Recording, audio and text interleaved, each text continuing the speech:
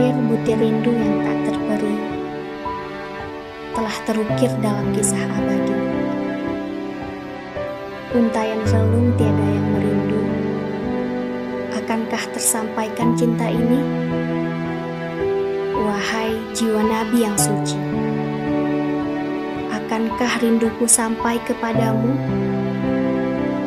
Suratan cinta yang abadi kan terukir dalam kalimat Allahumma sholli ala Muhammad. Betapa agung kisah hidupku yang terukir nyata dalam sejarah Islam, telah ditentukan oleh Sang Pencipta bahkan sebelum Dia menciptakan apapun. Wahai jiwa Nabi yang mulia,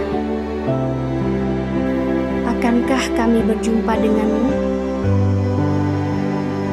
di depan telaga Kausarmu yang menyejukkan, yang hanya diperuntukkan untuk umatmu? Wahai Rasul utusan Allah, dengarkanlah umatmu ini, suara para umat yang merindu karena ingin berjumpa denganmu.